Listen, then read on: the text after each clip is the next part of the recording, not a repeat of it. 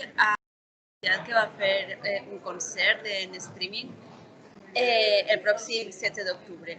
Com us fa sentir tornar a actuar, tot i que siga en streaming, a causa d'aquesta pandèmia després de, des de 2017, quasi fa 3 anys? Bé, la veritat és que jo crec que aquesta pandèmia justament ha fet rescatar coses que a lo millor pues, la vida no feia que no pogués seguir. I una d'elles ha sigut això, perquè en realitat el grup, si va parar, va ser simplement pues, perquè això, la vida real ens menja el temps i les energies, sobretot les energies, però bueno, en realitat, entre que el format serem sols, Rubén i jo, i que ell i jo en realitat això ho hem mantingut sempre hem mantingut amistat, sempre ens hem ajudat en la música, encara que foren altres projectes. Ha sigut fàcil i molt agraït. La veritat és que molt més agraït de lo que en un principi havia pensat. Em refereix que agraït el fet de fer-ho en casa, no? Que també les seues coses bones, fer-ho entre els dos, fer un poc el nostre rotllo, fer les cançons d'una altra manera, perquè hem preparat les cançons d'una manera un poc diferent, no sols purament acústic.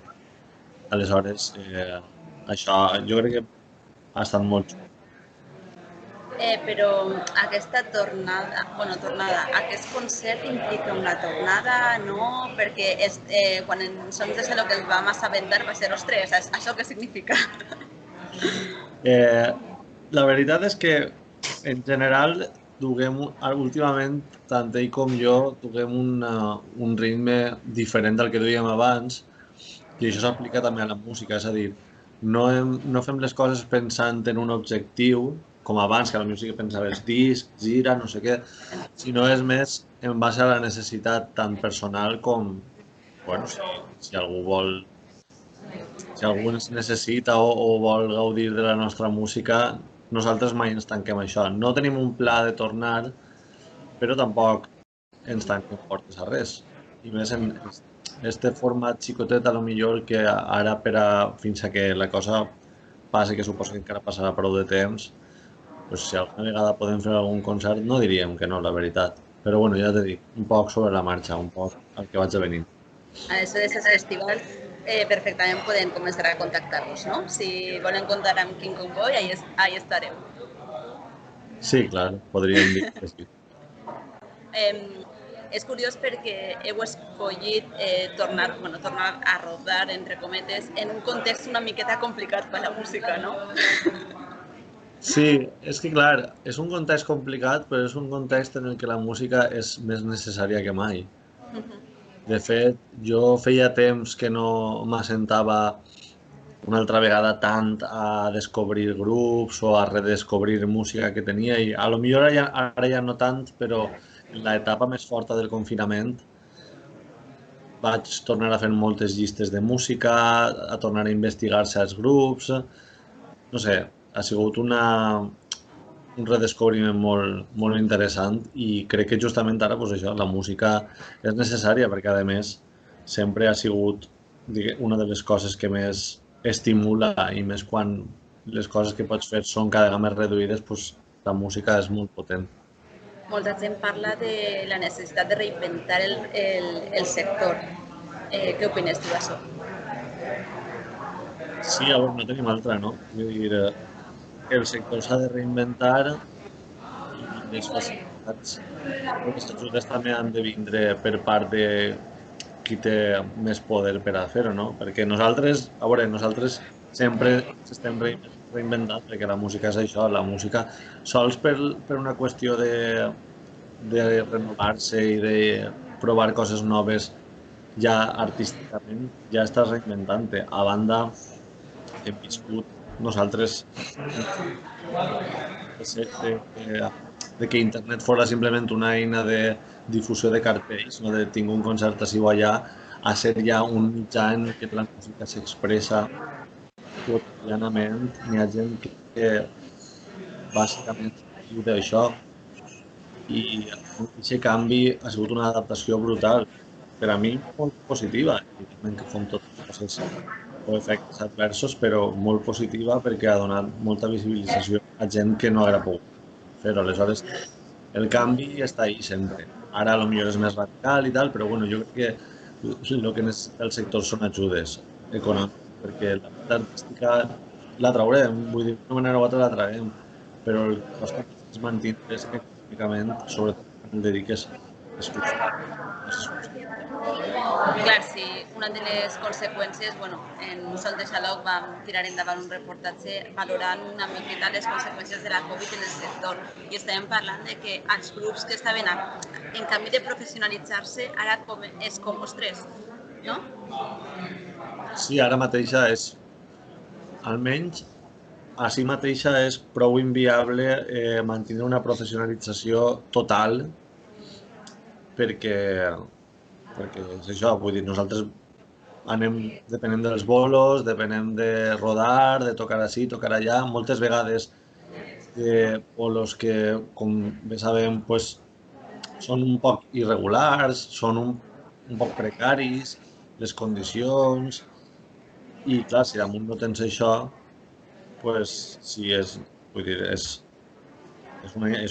damunt el genera una molta incertesa, no? Perquè no saps si diguérem, val, d'ací a un any s'han acabat els concerts o sols podràs fer concerts online. Doncs, a poc t'adaptes i crees una espècie de planning per a adaptar-te a les circumstàncies.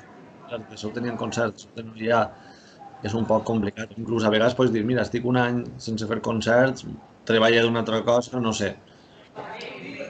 És la incertesa, crec jo, el que genera aquest desconcert, que hi ha el fet en si també, clar, però és a dir, el no tindre un horitzó, un dir, val, d'ací un any, dos, tot tornarà a la normalitat. Bueno, torne al tema que ens opera, que tu has vingut a hablar de tu libro. Per què heu escollit el Festival Alliberem-nos en concret? Hi ha alguna raó? La veritat és que és una cosa prou senzilla. Ens van contactar, vam pensar i bueno, sí, tenim il·lusió, la veritat. Nosaltres, tot el que siga tocar ens interessa i si damunt té alguna repercussió, diguem, o té un caràcter social, tot i que nosaltres no és el bandera de res ni molt menys, si hem tingut les nostres contradiccions i les nostres lluites internes, però bueno, la música també està per a recolzar el que passa fa. Vale.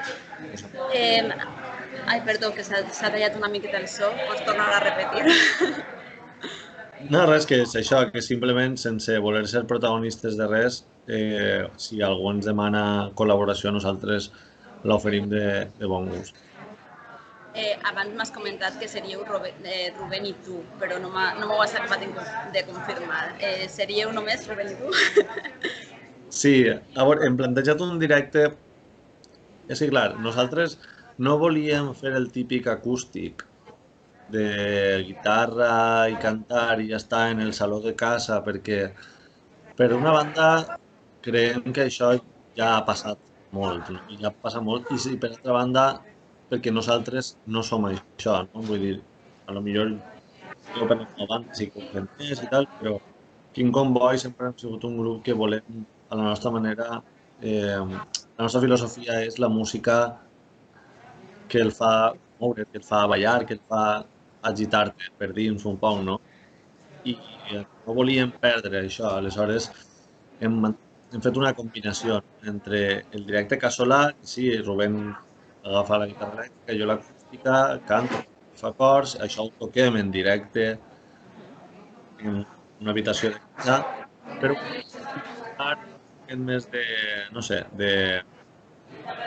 Sí, cròniques. S'està tallant el so. Tranquil·la, tranquil·la. Torna a repetir, per favor. Sí. Això, que nosaltres partim de la base de que sí que som nosaltres dos tocant cara a la càmera, val? Els dos amb les guitarres, jo cantant i fent cors, però hem afegit el plus de que abans jo vaig programar unes bases electròniques molt suaus i molt senzilles, però que mantingueren un poc aquest ritme, aquesta energia que tenen les cançons, que nosaltres simplement ens les llancem a nosaltres i toquem damunt d'elles. I I això, hem fet este format perquè, a veure, Rubén i jo som bàsicament els que hem composat i escrit les cançons sempre, els que d'alguna manera hem dut el grup endavant, sobretot en l'última etapa, i juntant-nos la resta era, a banda de que era inviable per totes les parts, a nivell logístic, a nivell d'assajos, a nivell de gravació, perquè no deixa de ser una gravació feta a casa, també creiem que era, no sé, era més responsable, no? Vull dir, era algo així més senzillet i més entre els dos. Exactament al 2017, més o menys, per què King Kong Boy va desaparèixer? Perquè, clar, de sobte vam deixar de rebre notícies vostres. Doncs la veritat és que va ser...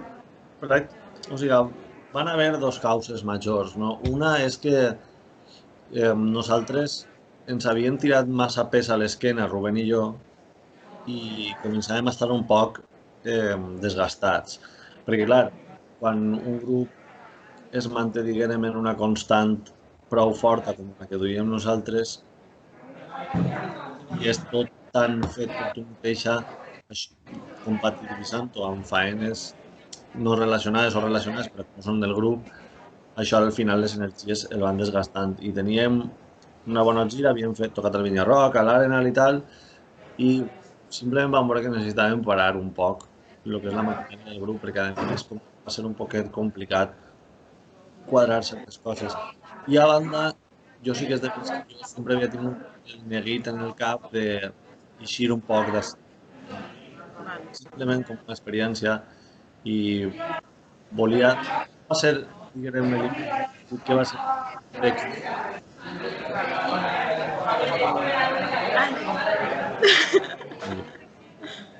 sí que vaig pensar, si esta aturada em permet a mi poder eixir un poc, jo volia anar a l'estranger a tocar, he sigut també músic de carrer i volia provar-ho, i bueno, l'any passat vaig estar a Irlanda, primer amb la meva companya, després jo sol, i la veritat és que tota aquesta aturada, també per agafar un poc de perspectiva, no?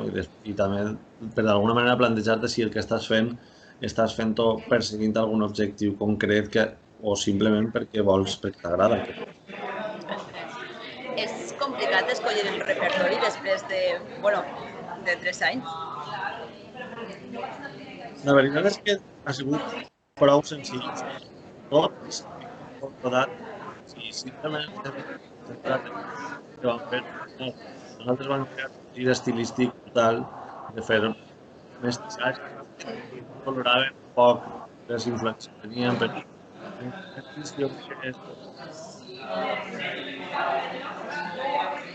okay. És que se va tallant. No, però seguís. En el primer disc que vam fer, jo crec que nosaltres vam absorbir molt la influència de tots els grups que teníem al nostre voltant.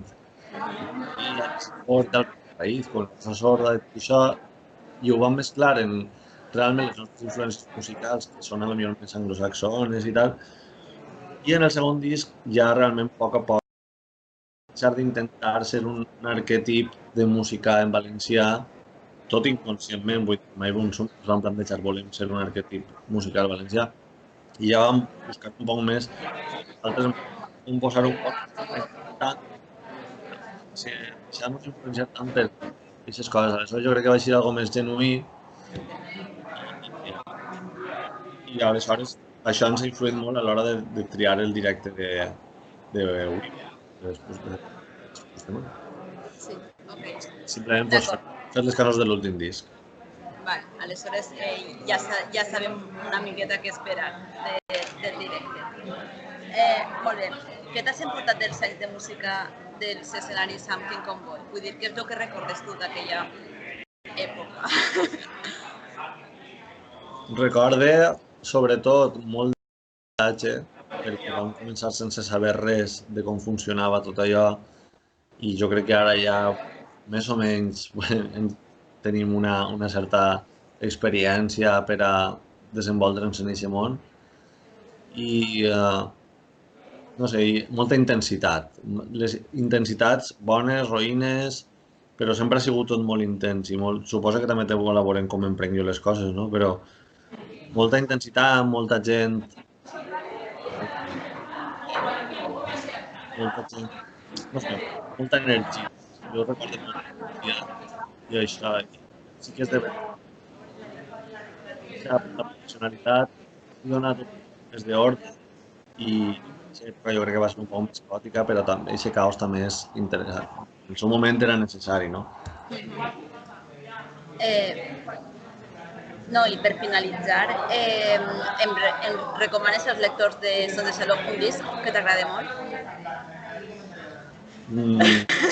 Bueno, últimament he estat escoltant molt un grup que és un grup americà que es diu Fleet Foxes, que han tret un disc que es diu Shore, que és, crec que és el millor disc que s'ha tret enguany per a mi, i és un disc que té aquestes influències, és un disc un poc veu del folk, però en realitat també és molt pop, és molt... No sé, és un disc per a ficar-se'l i estar soles en el disc. I a mi m'ha encantat, està molt ben cantat, molt ben instrumentat. Les lletres, si algú té curiositat de llegir-les en anglès o el que sigui, o l'entén en anglès, són molt xules també. Així que sí, recomanaria això. Doncs me l'apunte. I un artista? Un artista.